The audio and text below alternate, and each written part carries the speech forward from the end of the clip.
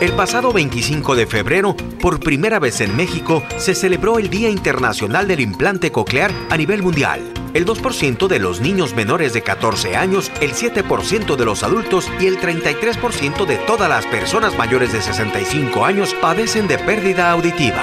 Un dispositivo pequeño con un gran impacto como los implantes cocleares han ayudado a recuperar el oído por décadas. Hoy, en A Su Salud, el doctor Héctor Macías Reyes, cirujano especialista en implante coclear adscrito al Hospital Civil de Guadalajara, nos platica del programa Caracol que se lleva a cabo en Guadalajara y ha beneficiado a pequeñitos con pérdida auditiva. ¿Sabía usted que la hipertensión arterial durante el embarazo es una importante causa de muerte materna y morbimortalidad fetal en todo el mundo? Las pacientes embarazadas hipertensas están predispuestas al desarrollo de complicaciones potencialmente mortales: desprendimiento de placenta, coagulación intravascular diseminada, hemorragia cerebral, insuficiencia hepática y renal.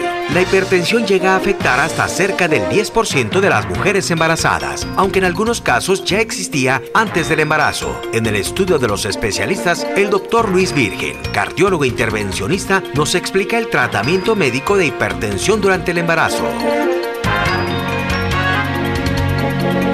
Hoy, en A Su Salud, entérese cuáles son los factores de riesgo del cáncer colorectal. Si bien no se sabe exactamente la causa del cáncer colorectal, investigaciones recientes han encontrado algunos factores de riesgo que aumentan la probabilidad de desarrollar pólipos o cáncer colorectal. En el estudio, el doctor Enrique Guerrero, coloproctólogo, nos explica la importancia de la detección temprana y el método de diagnóstico. Bienvenido a Su Salud, el programa de los especialistas, desde Guadalajara, Jalisco.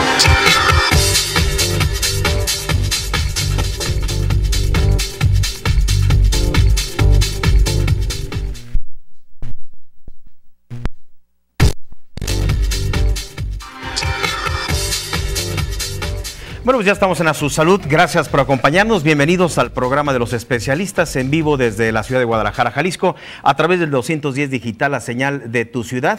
Gracias por recibirnos en donde quiera que te encuentres. Bueno, vamos a tener todo esto que veíamos en este avance. Vamos a platicar primeramente con el doctor Luis Virgen. Él nos va a platicar de la hipertensión arterial, pero en las mujeres en el proceso del embarazo. O sea, se le conoce también como preeclampsia, los riesgos y bueno, conoceremos por supuesto el tratamiento. Bienvenidos al programa de los especialistas en vivo desde la ciudad de Guadalajara, Jalisco. Hay un 01800 para que te comuniques, plantees dudas, inquietudes. Nuestro correo electrónico joelflores@susalud.tv o bien para usted que nos ve en tiempo real en megacanal.tv también, muchísimas gracias y aquí está el 01800. Bienvenidos pues al programa de los especialistas. Severi Cardiovascular Research Institute, en el edificio profesional El Carmen e Instituto Cardiovascular Arboledas, un nuevo centro de terapia endovascular, especialistas en el tratamiento de enfermedades cardiometabólicas y en el control de los factores de riesgo cardiovascular. Bueno, del Centro de Cardiología de Occidente, el Hospital México Americano, del Instituto Arboledas y por supuesto también del Hospital Ángeles del Carmen. Bienvenido al doctor Luis Virgen. ¿Qué tal, Joel? Hola a nuestros televidentes, es un gusto saludarte de nuevo, Joel. Fíjate, Joel, que hemos estado hablando mucho sobre la hipertensión arterial, pero una cosa que nos preocupa, a pesar de que durante muchos años se ha hablado que la hipertensión es el asesino silencioso, es un factor de riesgo de salud pública porque 1 de cada 3 de los adultos lo tienen. Pero fíjate que recientemente la Organización Mundial de la Salud ha estado muy preocupada en mostrar y en evidenciar que es cada vez más común que los pacientes jóvenes sean hipertensos. Antes se consideraba que 1 de cada 10 o máximo 2 de cada 10 de los pacientes jóvenes presentaban hipertensión. Y hoy se piensa que en México hasta el 30% de los jóvenes son hipertensos y son cifras realmente alarmantes porque esto significa que vamos a tener más adultos con hipertensión, que vamos a tener más factores de riesgo temprano y por ende las complicaciones propias de la hipertensión arterial, que son las enfermedades cardiovasculares, renales, metabólicas en general. Entonces, uno de los problemas principales que tenemos, Joel, es que el principio de la hipertensión, a pesar de que muchas veces no se conoce, es muy bien relacionado con problemas tanto de la ingesta de sal como de la obesidad y el sedentarismo. Y hoy por hoy nosotros los jóvenes y las gentes desde el inicio comienzan a hacer menos ejercicio que antes, comienzan a aumentar de peso, comienzan a ser más sedentarios, a tener más estrés inclusive, ¿no? Cada vez hoy es más común que desde edades muy tempranas vemos pacientes ansiosos con factores de estrés. Entonces todo esto hace con que la hipertensión hoy por hoy en jóvenes sea un problema serio. Y aquí viene la importancia, Joel, de hablar del embarazo en la mujer.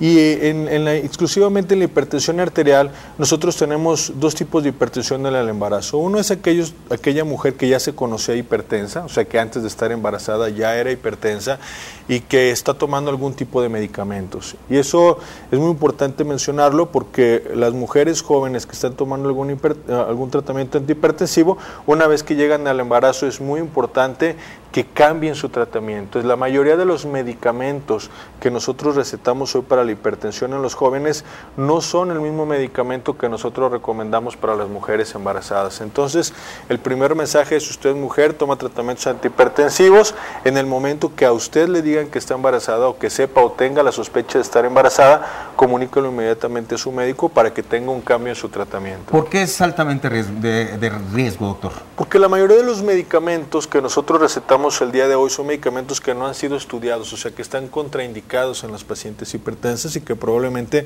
pudieran tener alguna causa de problemas fetales durante el crecimiento. Entonces hay un solo medicamento el cual ha sido estudiado y es recomendado en las mujeres embarazadas. Entonces, si usted piensa que está embarazada y está tomando antihipertensivos, pues lo ideal no es tampoco suspenderlo, sino avisarle a su médico para que haga ese cambio al tratamiento, ¿no? Bien, entonces quiere decir que este padecimiento, esta enfermedad, la preeclampsia, lo que es la hipertensión en mujeres embarazadas, doctor, se exacerba, se detona, el padecimiento en el embarazo. Exacto, esa es la otra cosa. El paciente que a lo mejor no es hipertenso antes o no se conoce hipertenso, generalmente los primeros trimestres, los primero y segundo trimestre del embarazo, inclusive hay una tendencia a disminuir las cifras de presión arterial. Entonces, un paciente que normalmente es hipertenso, normalmente el primer trimestre de embarazo la pasa muy bien, o sea, la cantidad de medicamentos que necesita son nulas o mínimos comparado con los que estaba tomando antes y por ende tampoco no necesita ningún tratamiento, pero el último trimestre del embarazo es potencialmente peligroso para poder algunos pacientes presentar hipertensión arterial. Y la hipertensión arterial, como lo comentábamos al inicio, es una causa muy importante de muerte todavía maternal y de los bebés también. O sea, es una causa de mortalidad materno-infantil y de mortalidad. Entonces, todo paciente, toda embarazada, es prácticamente hoy un requisito que cuando va a su centro de salud, con su médico, con su ginecólogo, etcétera, quien le lleva el control prenatal, cada vez que va le cheque las cifras de presión arterial. Pero esto es mucho más importante en el último trimestre, Joel. Entonces, si el paciente tiene cifras arriba de 140-90, entonces la mujer tiene que estarse revisando más periódicamente e inclusive comenzar con un tratamiento antihipertensivo. Entonces, existen medicamentos antihipertensivos para el último trimestre y como tú lo mencionabas, lo que se trata es de evitar otras complicaciones como podría ser la preeclampsia o la eclampsia, porque esto sí nos puede llevar a problemas muy serios relacionados con la muerte tanto de la mamá como la del bebé. Insuficiencia renal, insuficiencia cardíaca, ¿esto es para la paciente o para el bebé también, doctor? Esto es generalmente para la paciente, pero obviamente repercute en el feto. Hay algunos acúmulos de proteínas, hay algunos otros problemas que se generan a través de estos problemas de la preeclampsia. Entonces hay que estar con mucho cuidado, hay que estar vigilando, hay que tener realmente una orientación prenatal. Es muy triste que todavía existan fallecimientos por causa de un mal control de la hipertensión. Y te digo, Joel, hay muchas mujeres que inclusive hoy son pacientes jóvenes, aunque no estén embarazadas, que no saben que son hipertensas. Y los hemos dicho muchas veces, la única manera de yo saber si soy o no soy hipertenso es haciéndome un monitoreo, haciéndome un chequeo de la presión arterial. Entonces, si ya sabemos que inclusive los jóvenes los pudieran tener o pudieran ser hipertensos, la recomendación es que cuando uno pase por algún lugar, cuando vaya a urgencias de un hospital por cualquier razón, cuando vaya a un chequeo médico de la mamá, de la abuelita, del papá, del primo, aprovechen para checarse la presión, ¿no? No, y oportuno decirlo, doctor, ¿por qué no tenerlo en casa, no? Digo, cuando se tiene el conocimiento y el equipo, el aparato adecuado, lo pueden hacer uno en casa, ¿no? Claro, Joel, la recomendación, también lo hemos dicho varias veces, es que no se compren aparatos que son de muñeca, ¿sí? En general, la Ciudad Europea, la Ciudad Americana, algunas veces no recomiendan el de muñeca, que es un poco menos exacto, pero la mayoría de los baumanómetros que son de brazo, sí, son más o menos exactos, o sea, las cifras de presión las podríamos considerar como que son importantes. Hay varios en el mercado, hay muchos lugares donde los venden, y como tú dices, si yo lo pudiera tener en casa y pudiera estarme haciendo un chequeo, no solamente para mí y para mi familia, es una buena opción. Sí, porque a veces la hipertensión puede dispararse por las mañanas o por la tarde, digo, es cambiante, y por eso la importancia de revisar o checar periódicamente esto durante el día, ¿no, doctor? Sí, y tener mucho cuidado con el consumo de sal. Joel, hay mucha gente que ni siquiera ha probado la comida y ya le está poniendo, es un hábito, un mal hábito, en realidad, estarle poniendo sal a la comida, que tengo mucho ojo con eso. Y lo que decíamos, si al final de cuentas yo no sé si soy hipertenso o no, de vez en cuando me lo tomo y sí, etcétera, entonces lo ideal es realizarte un monitoreo ambulatorial de la presión arterial durante 24 horas. Este monitoreo de la presión arterial es un examen muy sencillo, es un examen muy práctico, que prácticamente todo mundo se lo podría realizar cuando existe la duda si soy o no soy hipertenso y cuál es el manejo o el tratamiento que yo necesito. El famoso mapa, ¿no? Mapa. Que es muy práctico, es muy sencillo y es un diagnóstico, pues, exacto, ¿no? Preciso para saber si se tiene o no el padecimiento. Exacto, Joel, porque mira, es muy curioso, pero algunos pacientes, cuando se ponen el mapa, vemos que solamente tienen la presión alta cuando están en el consultorio, la famosa hipertensión de bata blanca, o inclusive pacientes que solamente lo tienen por la mañana o por la tarde cuando hacen algún tipo de actividad, entonces, o que realmente no son hipertensos. Doctor, entonces, ¿hay otros factores que puedan elevar la presión arterial, como por ejemplo el pujo al defecar, por ejemplo, un susto, un esfuerzo, un sobreesfuerzo, un sobreejercicio, por ejemplo? Sí, todos esos factores que tú mencionas, el simple hecho de tener un estrés o de vivir algún día un problema de salud o de familiar, etcétera, o ir al hospital, te pueden ocasionar elevaciones de la presión arterial, Joel.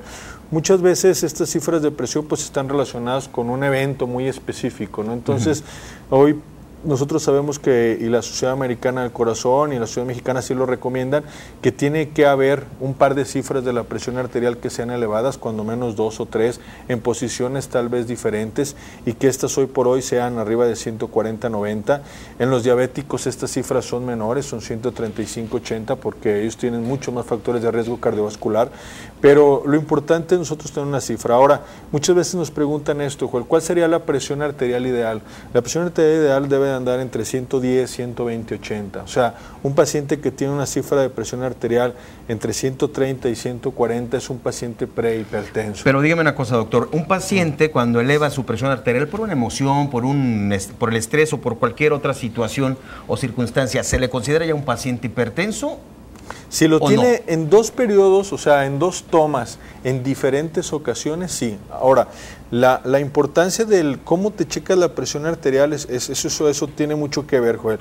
Lo ideal es de que uno esté tranquilo, relajado, 5 minutos o 10 minutos o hasta 15 minutos después de que uno llegó a algún lugar.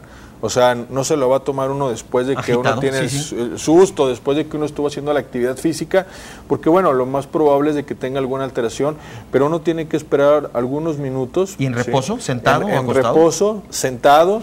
Sí, se va uno y ve que en reposo, sentado, apoyado en una mesa, las cifras de presión arterial con un aparato como el que yo te comentaba de brazo están por arriba de 140-90, entonces lo ideal sería volverlo a repetir, ¿sí? O ese mismo día en la tarde o al día siguiente en la mañana. Si nosotros tenemos ya 2 cifras de presión arterial en las cuales están alteradas, entonces lo que sigue es buscar una atención médica, ¿sí? Bien. O inclusive ponerte el famoso monitoreo del mapa para ver qué es lo que realmente está ocurriendo. Que es lo más indicado, ¿no? Para no andar jugándole, ¿no? Digo, es decir, nos vamos a la segura si tenemos o no la alteración de la presión. Sí, fíjate, Joel, que hay mucha gente que dice, no, yo no soy, fue ahorita porque tenía un susto, o ahorita porque me regañé, ahorita porque contesté una llamada, ahorita por lo que tú quieras, ¿no? Entonces, realmente nosotros con esto les demostramos a algunos pacientes que sí son hipertensos la mayor parte del día, que necesitan un tratamiento, o realmente lo contrario, les decimos, oiga, ¿sabe qué? Usted tiene razón. Durante todas estas 24 horas sus cifras de presión arterial han sido correctas y si usted toma algún medicamento antihipertensivo, pues lo que va a pasar es que se va a sentir muy mal. O sea, no necesita un tratamiento como tal, pero realmente el monitoreo de la presión arterial está hecho para eso, 24 horas. Y bueno, con eso podemos discernir quiénes sí son y quiénes no son hipertensos. Pues hacer conciencia, ¿no? La presión arterial en la mujer embarazada, bueno, pues es un problema de salud muy serio.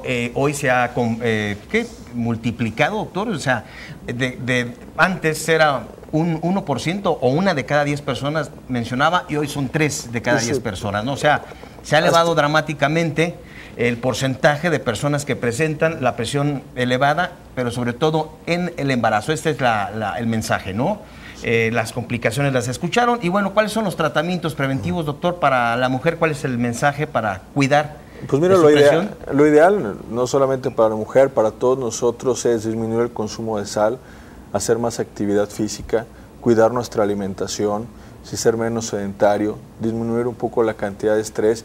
Y hay algunas otras cosas por ahí que de repente podrían parecer un mito, hasta como la siesta, por ejemplo, ¿no? Que dice la gente que toma siesta, pero el hecho de tener o de estar un poco más relajado, de tener distracciones, de tener cosas, eso claro que disminuyen las cifras de presión arterial. Hoy hay estudios serios en revistas médicas muy importantes hablando sobre esto y donde nosotros podemos ver que el estrés, la obesidad, el sedentarismo, todos los otros factores contribuyen de una manera muy importante a aumentar las cifras de presión arterial. Muy bien, doctor, pues vamos a invitar al público para que hagan prevención, que le escriban, que le pregunten, que lo visiten en su página, en sus clínicas, que lo visiten en el Hospital México Americano, en donde tienen un centro especializado en atención a las enfermedades del corazón y así pues es. Todas las relacionadas al corazón. Sí, ¿no? Fíjate, Joel, los invitamos a todos a que nos escriban por Twitter, por Facebook o que entren a nuestra página de internet que es www.cardiovascular.mx y siempre queda por ahí alguna duda, alguna manera de contactarnos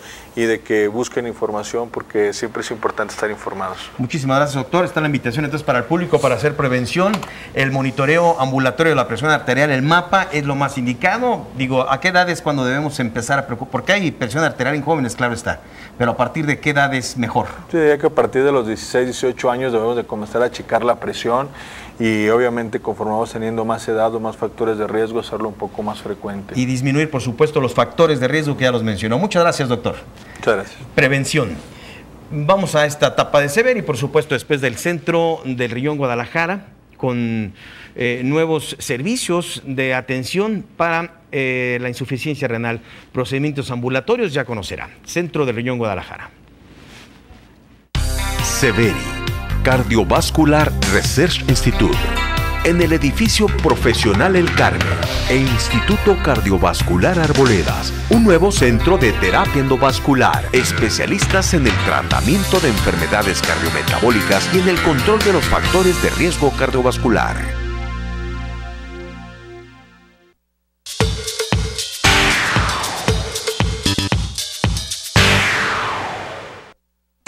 Centro del Riñón Guadalajara, unidad de hemodiálisis, diseñada de acuerdo a normas nacionales e internacionales, ofreciendo diagnóstico y tratamientos preventivos o procedimientos quirúrgicos de actualidad para la salud de sus riñones. Pone a su disposición un nuevo servicio de terapia dialítica ambulatoria con equipo especializado para dializarte en casa u hospital, recibiendo la mejor atención de todo un equipo multidisciplinario. Cómodas unidades móviles ofrecen también el servicio a nuestro centro de atención médica. Centro del Riñón Guadalajara. Con investigación y actualidad conforman un equipo médico de especialistas, nefrólogos, trasplantólogos, nutriólogos, radiólogos y otras especialidades. Seguridad y confort a nuestros pacientes y comprometidos en otorgar un servicio de excelencia y accesibilidad. Centro del Riñón Guadalajara. Queremos que hagas prevención renal.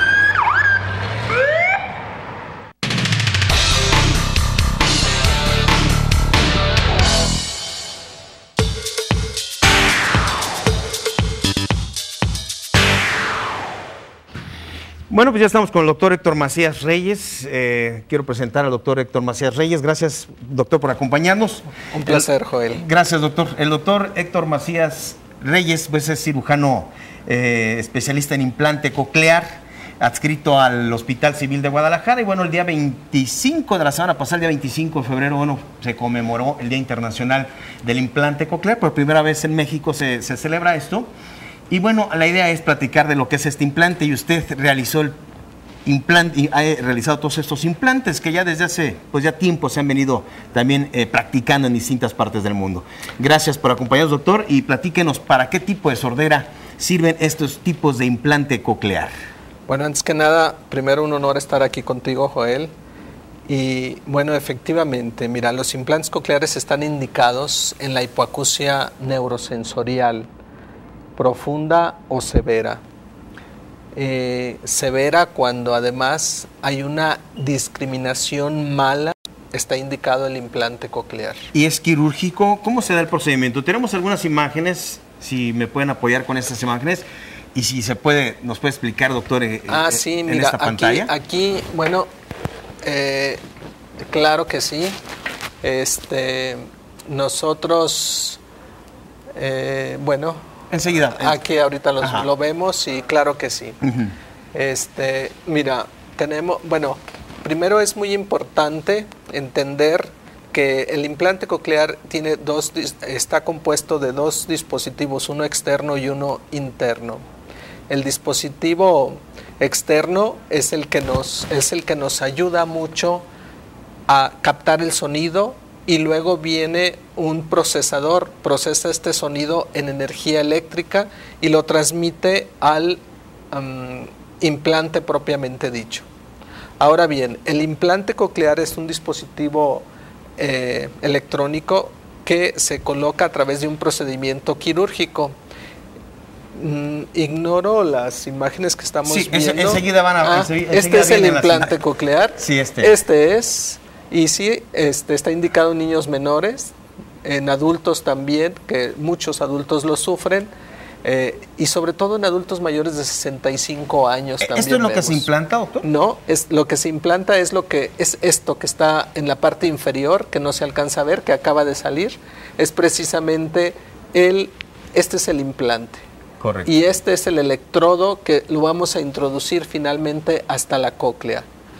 Y este es el dispositivo externo, y este es para poder manipularlo y poder, digamos, programar el implante. Pero esta parte es la que implantamos a través de un procedimiento quirúrgico. Aquí lo podemos ver, y aquí viene lo que es el electrodo, que es muy delgado, muy delgado, y al final tiene los 22 electrodos, que son los que están en contacto con la cóclea, que están en contacto con el caracol.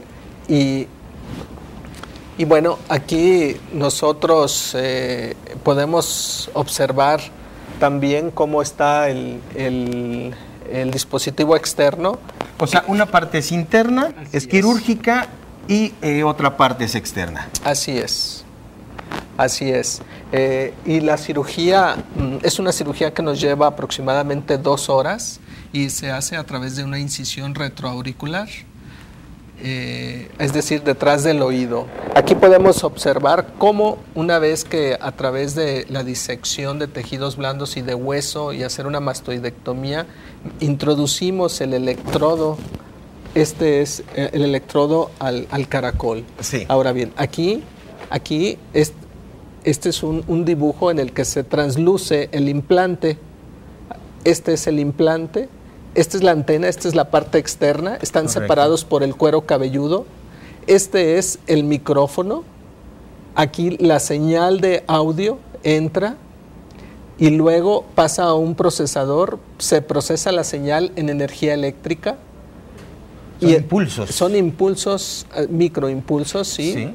En secuencia e intensidad, y entonces el implante coclear, que es precisamente lo que va en la parte interna, que se coloca a través de un proceso quirúrgico, un procedimiento quirúrgico, y vemos cómo el electrodo lo pasamos y entramos por la ventana redonda a lo que es la rampa timpánica, y lo introducimos hasta la cóclea.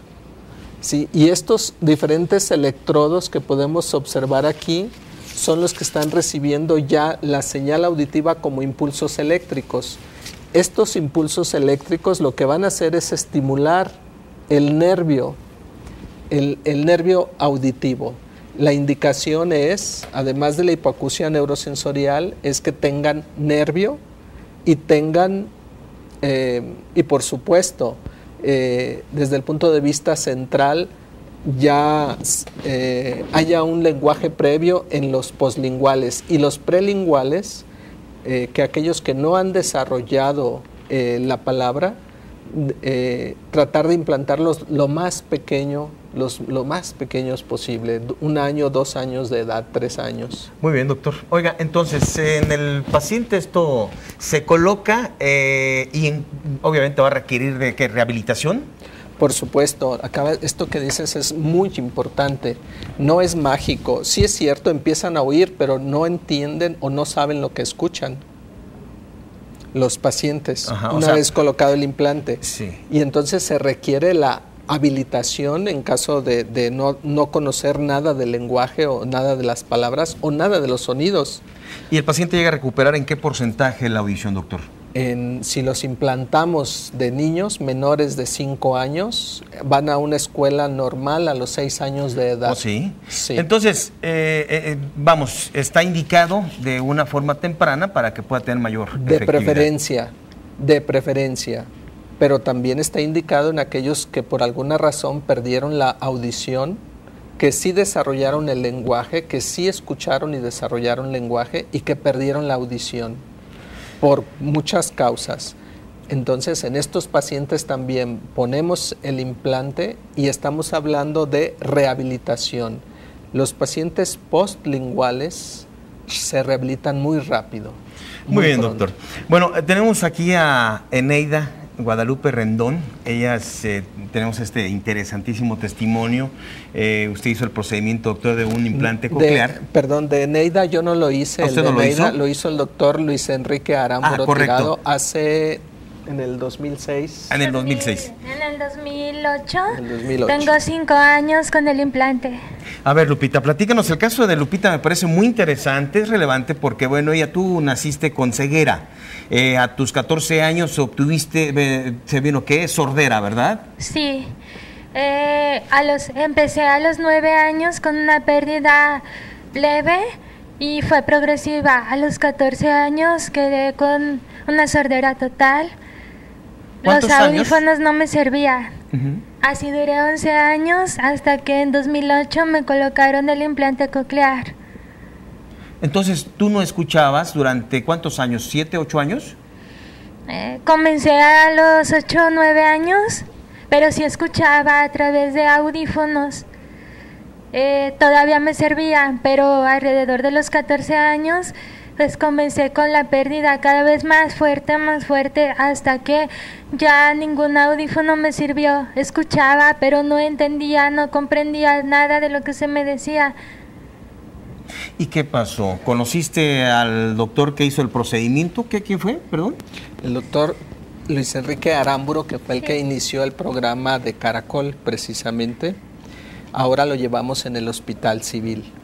Entonces, él la intervino. Entonces, te interviene en el programa Caracol, en el Hospital Civil, y que escuchas perfectamente, ¿no? Sí, claro que sí. Bueno, antes de que a mí se me colocara el implante, el programa Caracol todavía no existía. A mí me costó muchísimo trabajo recuperar, llegar a ese momento por la situación económica, ya que es un aparato muy costoso. Pero pues ya gracias a unos amigos, un amigo Horacio Esparza que está en Estados Unidos, él es mexicano pero allá radica, me consiguió apoyo allá. Y pues gracias a ellos y al doctor Luis Enrique Aramburo me colocaron el implante. Qué bien, pues te felicito, escuchas bien. ¿No sigues con tu rehabilitación o ya está reparada esa parte? No, ya de hecho me dieron 1 año y medio de rehabilitación nada más. Yo comencé a entrenarme en casa, con la familia, los amigos. Mi maestra me atendió una semana después de mi colocación de mi encendido del aparato, y ella, cuando me comenzó a atender, ya podía hacerlo de manera oral, lento, pero ya entendía muchas cosas y podía reentablar una conversación. Ya alrededor de año y medio, ya nada más, sí es el implante coclear, es un compromiso para toda la vida, en el sentido de que tenemos que estarle dando mantenimiento, las programaciones, por lo menos una vez al año hay que reprogramarlo y asegurarnos de que esté funcionando correctamente. No lo veo, ¿dónde lo traes? Sí. ¿Mande? ¿Sí? ¿Dónde lo traes? No veo tu audífono. Ah, ya, ¿de qué lado? A ver si le puedes hacer un acercamiento, Ricardo, te lo agradezco, nada más para que... ¿Y es incómodo? ¿Te bañas? Cuando te bañas, ¿qué haces con el implante?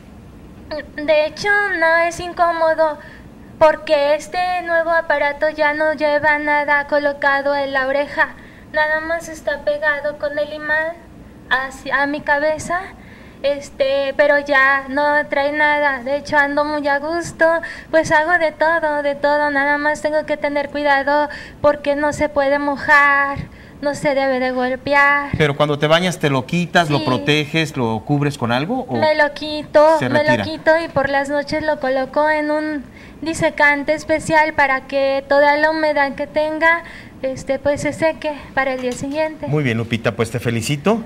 A Eneida Guadalupe Rendón, pues es implantada de hace... ¿Cuánto tiempo hizo, doctor? Fue en En el 2008. 5 años. 5 años, doctor. ¿Cómo? Me imagino en este momento hay personas que tienen este padecimiento de pérdida auditiva conductual, que es, bueno, es...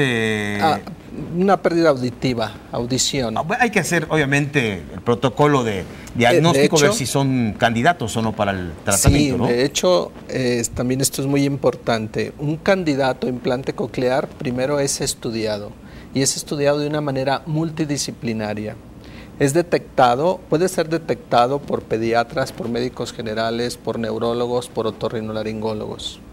Pero el diagnóstico se hace desde el punto de vista audiológico, es decir, una evaluación audiológica. Una vez que corroboramos el diagnóstico, entonces requerimos evaluación psicológica y evaluación neuropsicológica para saber si el paciente tiene el potencial de aprender. Porque estoy seguro que tú has oído otros idiomas, el chino, por ejemplo.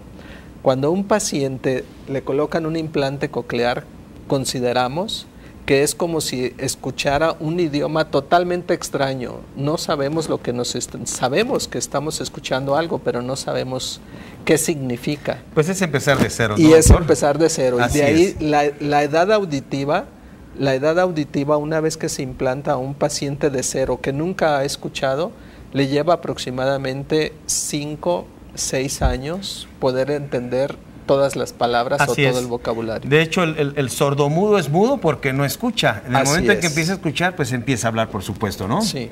Doctor, pues los requisitos ya los veíamos. A ver, no seas malito, pásamelos nuevamente, ¿no? Para el público que nos está viendo y que está interesado, por supuesto, en resolver su problema de sordera. Aquí están los requisitos. Es el programa Caracol, que está en el Hospital Civil de Guadalajara. Ser mexicano, residente en el estado de Jalisco, por supuesto, estar inscrito en una escuela pública, ya que este programa va dirigido a niños antes de 12 años, ¿verdad, doctor? Sí, así es. Hasta los 12 años. Está dirigido este programa, estar inscrito pues en una escuela pública, en sus niveles preescolar, primaria y educación especial.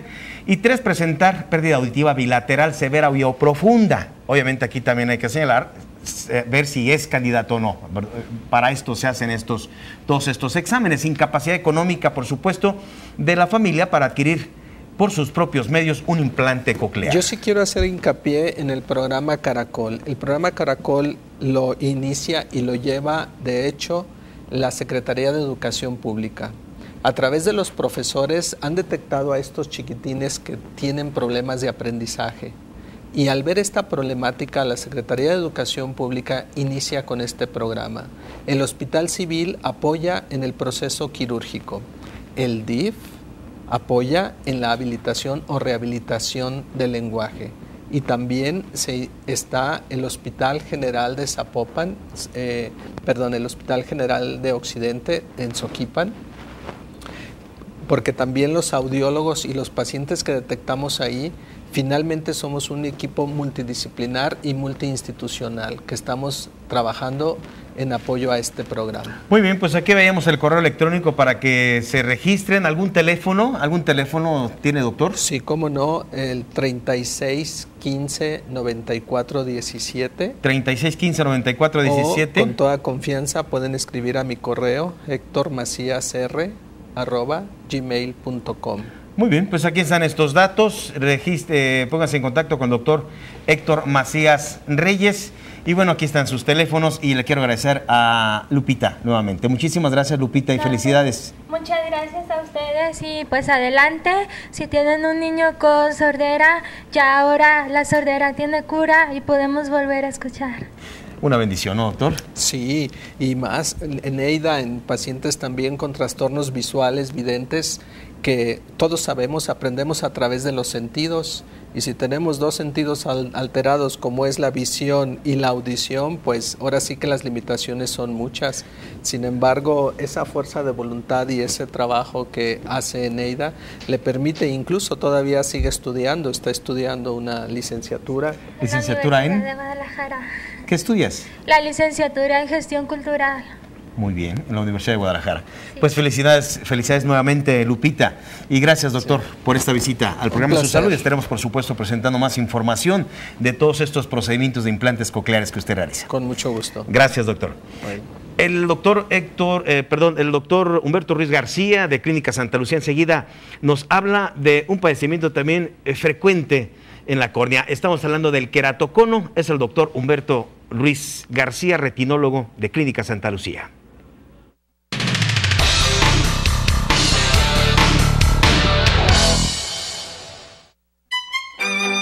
Clínica Santa Lucía, una de las más prestigiadas clínicas oftalmológicas del país, con actualidad e innovación científica y tecnológica y servicios de subespecialidad en enfermedades de los ojos. Clínica Santa Lucía, 22 años de cuidados preventivos y tratamientos de especialidad para su salud visual. ¿Qué tal? Les habla el doctor Humberto Ruiz García, director médico de Clínica Santa Lucía. El día de hoy me gustaría platicarles acerca del queratocono. El queratocono es una enfermedad de la córnea. La córnea es un lente natural que enfoca los rayos de luz sobre la retina y es sumamente importante diagnosticar las enfermedades de la córnea oportunamente para procurar una buena salud visual. El queratocono, como su nombre lo describe, es una deformación de esta estructura del ojo que en casos avanzados puede adoptar esta forma de cono. Las personas con queratocono tienen graduaciones muy altas, en especial el astigmatismo. El astigmatismo se debe corregir con lentes de contacto rígidos, con anteojos, y en algunos casos extremos podemos recurrir a tratamientos quirúrgicos. En Clínica Santa Lucía contamos con especialistas en córnea y optometristas especializados en el manejo del astigmatismo que produce el queratocono, y de la misma manera contamos con el equipamiento necesario para el abordaje quirúrgico del mismo. El abordaje quirúrgico del queratocono puede consistir desde la aplicación de un tratamiento con una luz especial que se llama cross-linking y cuya función es estabilizar la progresión del queratocono, la utilización de anillos intracorneales para estabilizar el queratocono, y en casos más avanzados tenemos todo lo requerido para hacer un trasplante corneal exitoso que le permita al paciente rehabilitarse. En Clínica Santa Lucía contamos con los especialistas y el equipo necesario para que el paciente con queratocono se sienta con la confianza de que está recibiendo la mejor atención. Clínica Santa Lucía, una de las más prestigiadas clínicas oftalmológicas del país, con actualidad e innovación científica y tecnológica y servicios de subespecialidad en enfermedades de los ojos.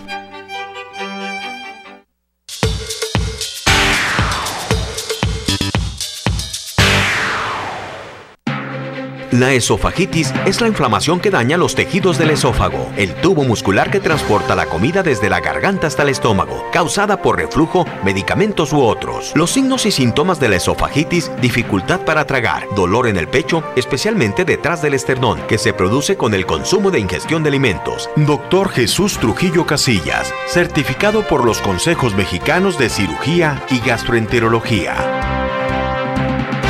El término de reflujo se refiere al regreso del material alimenticio y jugos digestivos del estómago hacia esófago, que pudiera llegar incluso hasta garganta. Vamos entendiendo que el paciente viene al consultorio y que trae una tormenta de síntomas. Confunden síntomas de esófago con síntomas de estómago, confunden esofagitis con gastritis, pero es labor indispensable del especialista poder determinar cuáles síntomas se refieren especialmente al reflujo. En este caso, número 1, pirosis. Pirosis significa fuego, caliente, quemante. Y este término se refiere entonces a esa sensación de acidez, sensación ardorosa, caliente o quemante que el paciente siente en el pecho. Otro síntoma que el paciente puede referir es regurgitación. La regurgitación se refiere al regreso de material alimenticio. El paciente percibe la sensación de que el alimento se le está regresando, y la percepción de partículas alimenticias que del esófago llegan a la faringe o pueden incluso llegar a la boca. Otro síntoma que podemos también observar es disfagia. La disfagia es un término tan general que se refiere a diferentes síntomas como los que les voy a comentar. Es una verdadera novela. Hablando de disfagia, sucede que el paciente come y en el momento de tragar, cuando el alimento va bajando por el esófago, perciben la sensación de atoramiento. Otros dicen sensación de cuerpo extraño, dificultad al paso del alimento. Y en otras ocasiones, verdadero dolor que refieren en el pecho. Es cuando viene gente asustada pensando que se está infartando porque tiene un dolor en el pecho. Ya esto amerita después una evaluación por parte del cardiólogo para poder diagnosticar que no es un dolor de características cardiológicas y que se refiere también a otro síntoma de reflujo. La importancia de hacer un estudio de endoscopía es poder explorar de la manera más directa y precisa el aparato digestivo y descubrir procesos inflamatorios, erosivos, ulcerativos o tumorales. Si el diagnóstico revela que sus células no tienen displasia o displasia de bajo grado, su médico puede sugerir exámenes periódicos de endoscopía para vigilar las células en el estómago. Tener enfermedad por reflujo gastroesofágico, acidez estomacal crónica y el reflujo ácido durante más de 10 años puede aumentar el riesgo de esófago de Barrett. Dr. Jesús Trujillo Casillas, certificado por los Consejos Mexicanos de Cirugía y Gastroenterología. Centro de Especialidades Médicas Hospital Country 2000.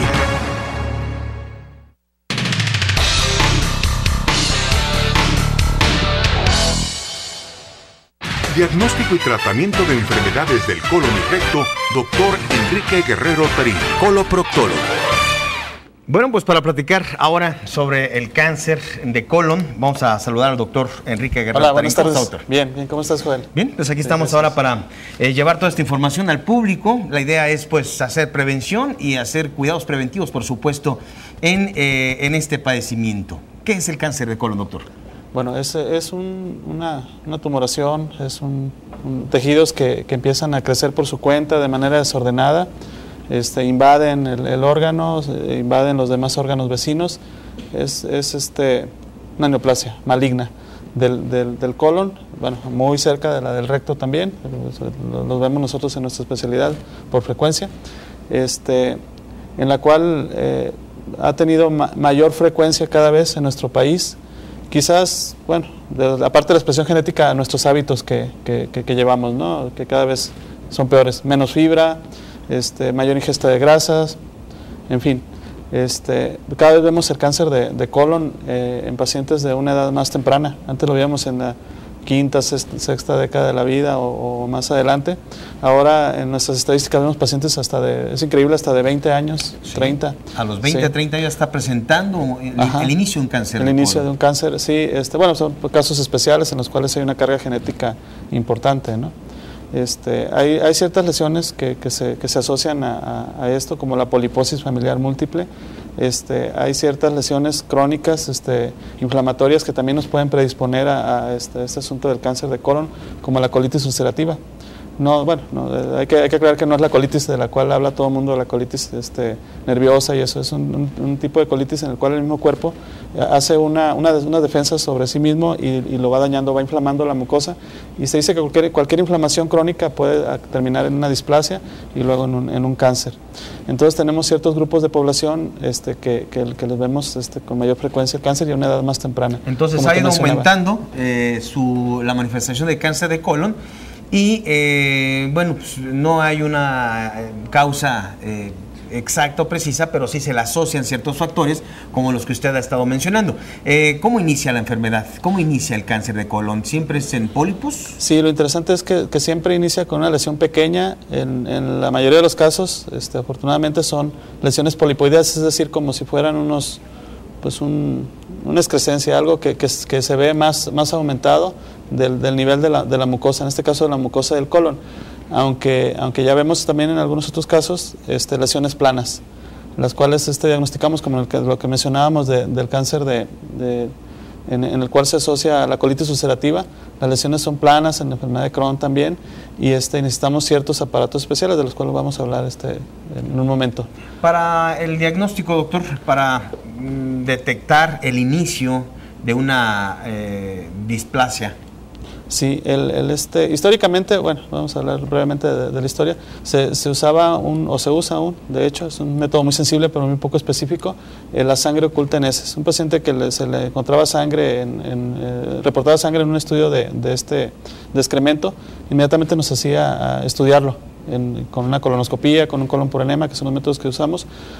Actualmente ya hay también ciertos marcadores que no son diagnósticos, pero nos orientan un poco en el caso del cáncer. El estudio radiológico del colon por enema, que si se ve una lesión ahí donde no se llenó de bario, nos puede decir que ahí hay un pólipo, porque esos empiezan como pólipos, tardan hasta 5 o 10 años en convertirse en cáncer, es decir, como si fuera una verruguita. Sí, dice que es el cáncer que le da más chance de diagnosticarse. Y es el momento en que hacerlo, pero el mejor estudio definitivamente hasta este momento es la colonoscopía. La colonoscopía. Sí, en el cual nosotros vemos esas lesiones y aparte de ser un diagnóstico, es un tratamiento. Lo retiramos, biopsiamos, quitamos una parte o si es posible la quitamos completa y ya se cura el paciente, algo que se iba a convertir en el futuro en un cáncer. Las guías actuales dicen que los pacientes, aunque estén asintomáticos, hayan tenido o no sangrado, pérdida de peso o los síntomas que ya sabemos del cáncer de colon, se deben de hacer su colonoscopía, su primera colonoscopía a los 50 años. A los 50 años. ¿Y casi siempre es así, doctor? ¿Es asintomático sin síntomas? ¿Se manifiesta siempre así el problema? En la etapa temprana, cuando está en la etapa polipoidea, no tiene síntomas. A veces algún sangrado, sangre,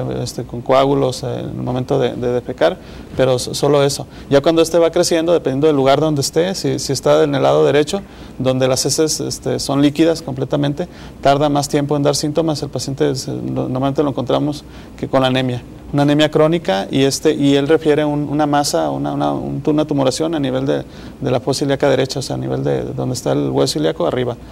En la parte baja del abdomen incluso. Y en el caso del colon izquierdo, ahí sí da síntomas, que es el cambio en el hábito de la evacuación. Normalmente todos tenemos una hora para ir a evacuar. El paciente de ir, no sé, una vez al día o dos, empieza a ir 5 o 6 veces y no queda a gusto, o deja de ir 3 días. Y el excremento se vuelve más delgado porque pasa por un área donde está algo que no lo deja pasar, amoldamiento de heces. Y el sangrado es sangre con moco o coágulos. O sea, ¿es síntoma o es un signo de la presencia de algunos pólipos? No, es cuando ya hay una tumoración. Cuando ya hay un tumor. Los pólipos en general, el único síntoma que nos pueden producir, a menos que sean múltiples, es sangrado. Doctor, algunos otros factores de riesgo, como por ejemplo inflamación de los intestinos, ¿eso puede ser vamos a anteceder a un pólipo? Claro, de manera crónica. Sí, más bien en el caso de la enfermedad inflamatoria intestinal. ¿Sí? Se dice que tienen un poco aumentado la frecuencia, el riesgo que el resto de la población. Pero en general, bueno, no se ha demostrado que un paciente que tenga colitis nerviosa desarrolle cáncer, más que el resto de la población. No se le asocia. Diarreas frecuentes. Sí, ese es uno de los síntomas, especialmente en un tipo de pólipo que se llama adenoma velloso, que produce ciertas sustancias ahí que incluso el paciente puede llegar a deshidratarse. La función del colon es finalmente absorber agua, sodio, y si la persona no tiene aumento del tránsito intestinal, o sea, el colon se mueve más rápido, llega a deshidratarse. Lo que me preguntabas es muy curioso. Lo que sí vemos es un diagnóstico temprano de los pacientes que tienen inflamación del colon. ¿Por qué? Porque van y se revisan por esa causa y le hacemos un estudio y le encontramos algo que no sospechábamos.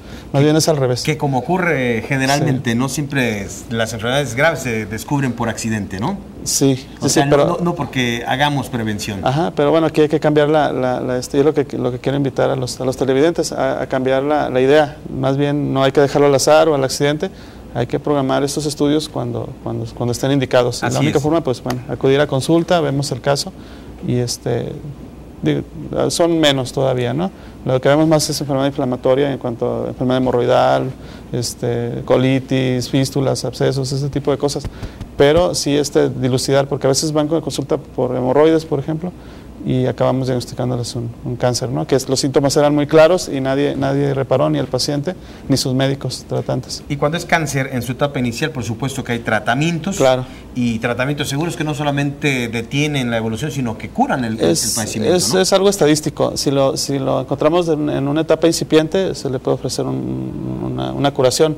Como va avanzando, pues ya es menos la posibilidad. Y ahorita estamos ya hasta en tratamientos por laparoscopía, tratamientos guiados por robot. Bueno, ya hay muchos avances, mucha ¿no? tecnología. En la cirugía convencional incluso. Muy bien, doctor. Pues como en todos los casos, los padecimientos están más presentes en etapas o en edades más tempranas, en más jóvenes.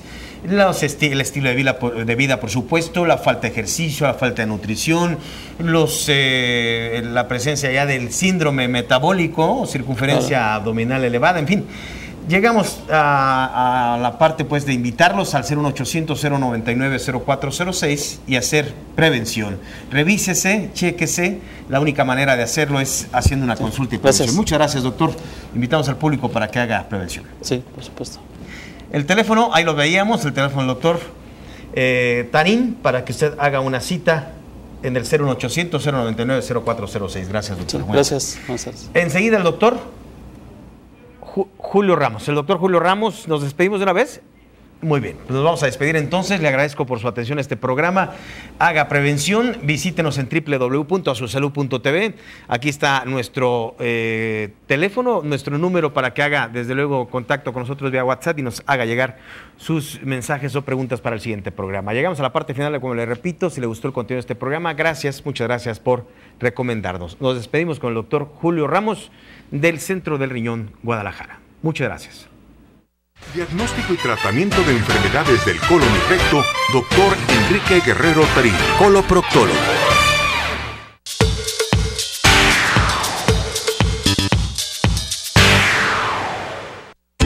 Centro del Riñón Guadalajara, unidad de hemodiálisis, diseñada de acuerdo a normas nacionales e internacionales, ofreciendo diagnóstico y tratamientos preventivos o procedimientos quirúrgicos de actualidad para la salud de sus riñones. La insuficiencia renal es una enfermedad que afecta a personas de cualquier grupo de edad. Obviamente existen grupos que tienen mayor predisposición. Aquellos pacientes que viven con diabetes o presión alta son grupos que tienen mayor riesgo de desarrollar insuficiencia renal crónica. Las causas principales muchas veces están dadas específicamente por padecimientos maltratados. Por ello es que es oportuno que los pacientes sean evaluados de manera constante. Algunos de los síntomas que los pacientes viven durante este padecimiento están relacionados con falta de apetito, edema, falta de capacidad para concentrarse, inquietud de extremidades en el cuerpo, falta de capacidad para conciliar el sueño, náuseas, ¿sí? Palidez en su piel y algunos otros síntomas que solamente pueden ser detectados mediante la realización de algún estudio específico. De ahí la importancia de realizar estudios generales como exámenes de orina y sangre para estarse evaluando de manera constante. ¿Sí? Es sin duda la enfermedad o la insuficiencia renal uno de los padecimientos más serios en el área de la salud y que está afectando cada día a mayor número de personas. Una de las formas de prevenir la insuficiencia renal crónica es atenderse a tiempo. El tratamiento adecuado para la insuficiencia renal crónica depende en buena medida del estado funcional que tenga cada uno de los pacientes.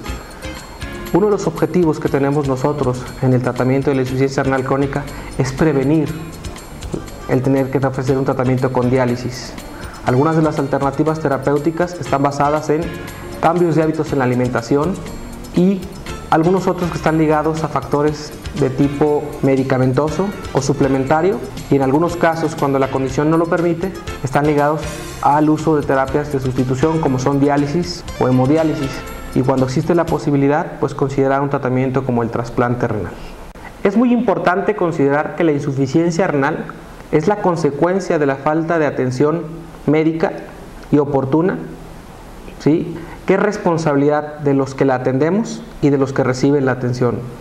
Por eso en Centro de Niño de Guadalajara tenemos un compromiso en el día a día para diagnosticar y atender de manera efectiva, ¿sí?, a cada uno de nuestros pacientes, con tratamientos de punta, con tecnología muy especializada y obviamente con personal ampliamente capacitado en el manejo de nuestros pacientes. Aspectos de tipo nutricional, ¿sí?, estudios y algunos suplementos nos han podido ayudar a evitar en muchos pacientes el uso de terapias como la diálisis o la hemodiálisis, logrando con ello que el paciente pueda tener una calidad de vida digna sin depender de Centro del Riñón Guadalajara, unidad de hemodiálisis diseñada de acuerdo a normas nacionales e internacionales, ofreciendo mayor seguridad y confort a nuestros pacientes, comprometidos en otorgar un servicio de excelencia y accesibilidad. Centro del Riñón Guadalajara, queremos que hagas prevención renal.